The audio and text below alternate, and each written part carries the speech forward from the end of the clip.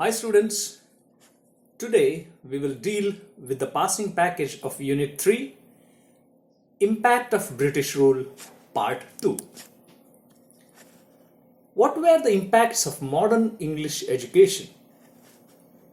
Universities were established, schools and colleges started, local literature and languages developed, periodicals were started, English education was introduced, social and religious reformation movements began.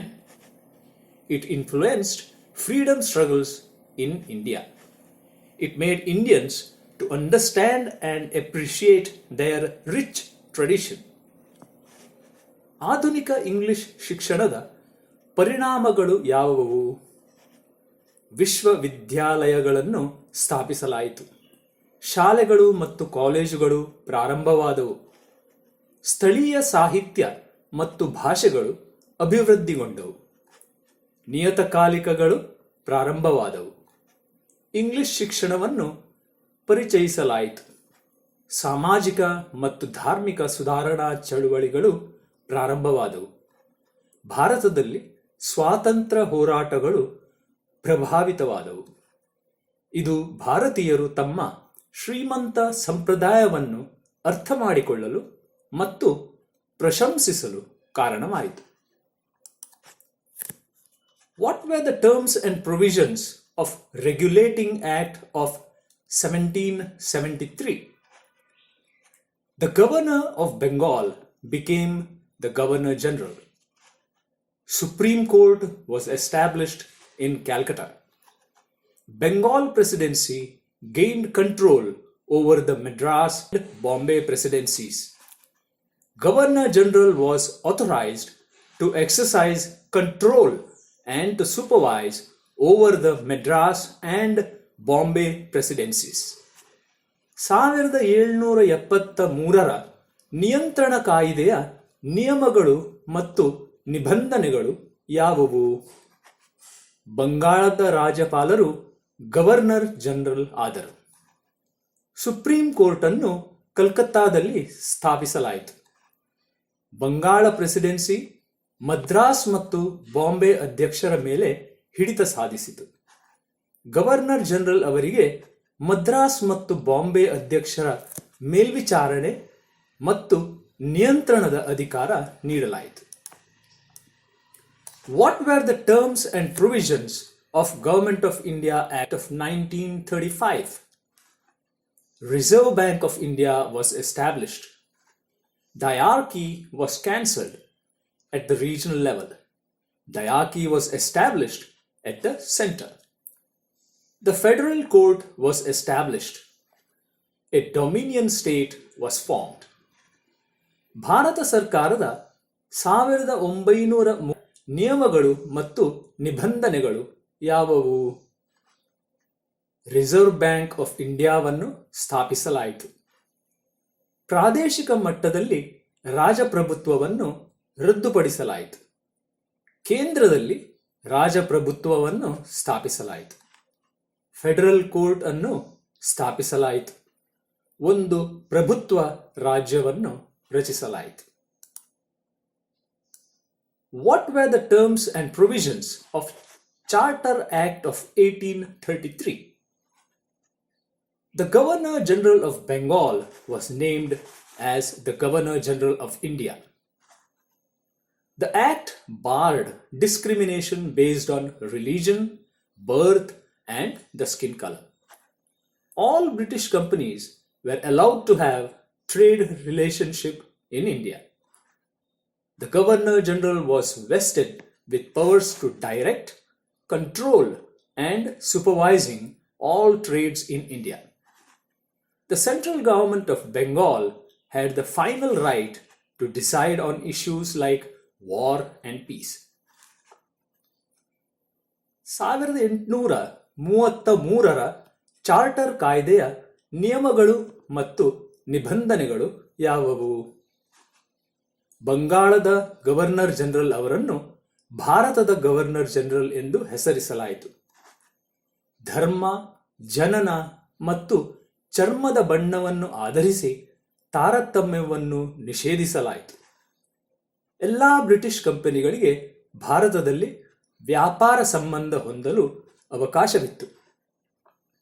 ಭಾರತದಲ್ಲಿನ ಎಲ್ಲ ವಹಿವಾಟುಗಳನ್ನು ನಿರ್ದೇಶಿಸಲು, ನಿಯಂತ್ರಿಸಲು ಮತ್ತು ಮೇಲ್ವಿಚಾರಣೆ ಮಾಡಲು governor general ಅವರಿಗೆ ಅಧಿಕಾರ ನೀಡಲಾಯಿತು. ಯುದ್ಧ ಮತ್ತು ಶಾಂತಿಯಂತಹ ವಿಷಯಗಳ ಬಗ್ಗೆ ತೀರ್ಮಾನ ತೆಗೆದುಕೊಳ್ಳುವ ಅಂತಿಮ ಹಕ್ಕನ್ನು ಬಂಗಾಳ ಕೇಂದ್ರ ಸರ್ಕಾರ ಹೊಂದಿತ್ತು. What were the terms and provisions of Government of India Act of 1858? The license of East India Company was cancelled. India was brought under the direct administration of the Queen. The Governor General was designated as Viceroy. A new post called Secretary of State for India was created.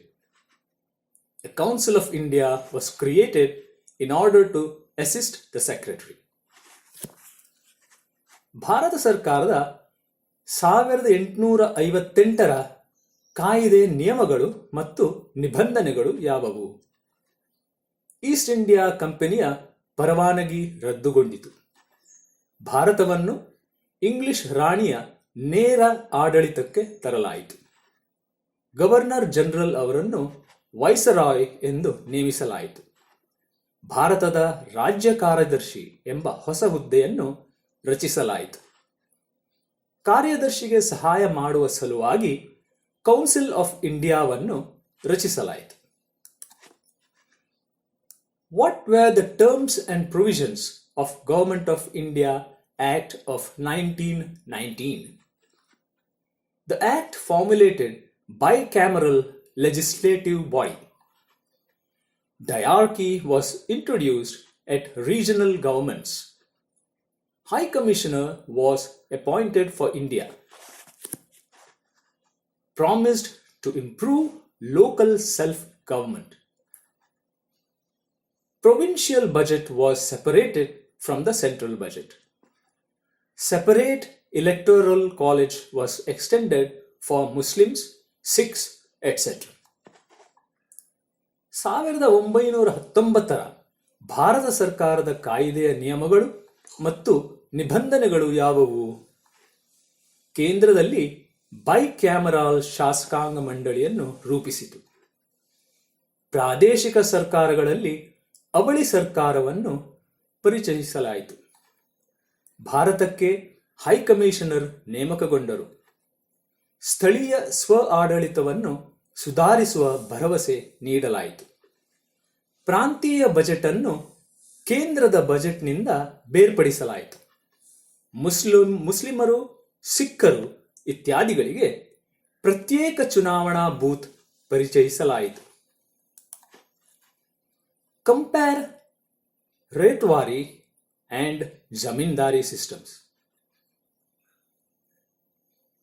In the Retwari system, it was introduced by Alexander Reed and Thomas Munro, implemented in Baramahal region.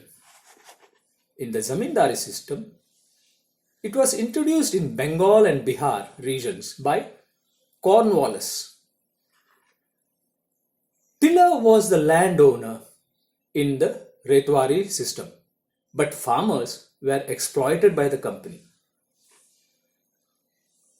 Even in the Zamindari system, farmers were exploited. Zamindar was the landowner.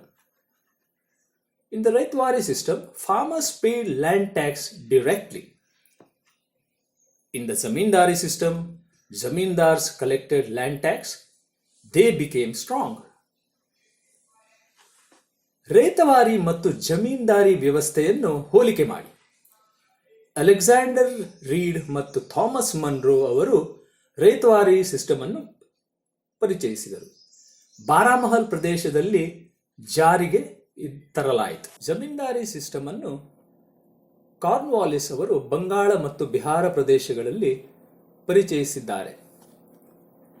ರೇತ್ವಾರಿ ಸಿಸ್ಟಂನಲ್ಲಿ ರೈತ ಭೂಮಾಲೀಕನಾಗಿದ್ದ, ಆದರೆ ರೈತರು ಕಂಪನಿಯಿಂದ ಶೋಷಣೆಗೆ ಒಳಗಾಗಿದ್ದರು. ಜಮೀನ್ದಾರ ಭೂಮಾಲೀಕನಾಗಿದ್ದರು. ರೈತವಾರಿ ಸಿಸ್ಟಂನಲ್ಲಿ ರೈತರು ನೇರವಾಗಿ ಭೂ ತೆರಿಗೆಯನ್ನು ಪಾವತಿಸುತ್ತಿದ್ದರು. ಜಮೀನ್ದಾರಿ ಸಿಸ್ಟಂನಲ್ಲಿ ಜಮೀನ್ದಾರರು ಭೂ ತೆರಿಗೆ ಸಂಗ್ರಹಿಸುತ್ತಿದ್ದರು. ಅವರು ಬಲಶಾಲಿಯಾದರು. ರೈತವಾರಿ ಸಿಸ್ಟಂನಲ್ಲಿ 50% ಕೃಷಿ ಉತ್ಪನ್ನವನ್ನು ರೈತರಿಂದ ನೇರವಾಗಿ ತೆರಿಗೆಯಾಗಿ ಸಂಗ್ರಹಿಸುವ ವ್ಯವಸ್ಥೆ. ಜಮೀನ್ದಾರ್ ಸಿಸ್ಟಂನಲ್ಲಿ ಜಮೀನ್ದಾರರು ಕೃಷಿ ಉತ್ಪನ್ನದ ಬದಲಾಗಿ ಆಸ್ತಿಯ ಗಾತ್ರವನ್ನು ಆಧರಿಸಿ ಭೂ ತೆರಿಗೆಯನ್ನು ಸಂಗ್ರಹಿಸುವ ವ್ಯವಸ್ಥೆಯನ್ನು ಜಮೀನ್ದಾರಿ ವ್ಯವಸ್ಥೆ ಎಂದು ಕರೆಯಲಾಗುತ್ತದೆ. Who brought civil service in administration? Lord Cornwallis. Who introduced permanent zamindari system? Lord Cornwallis. Who implemented the efficient police system in India? Lord Cornwallis. Who created the posting of Superintendent of Police? Lord Cornwallis. Who was the first Governor General of British India? Warren Hastings. Thank you guys.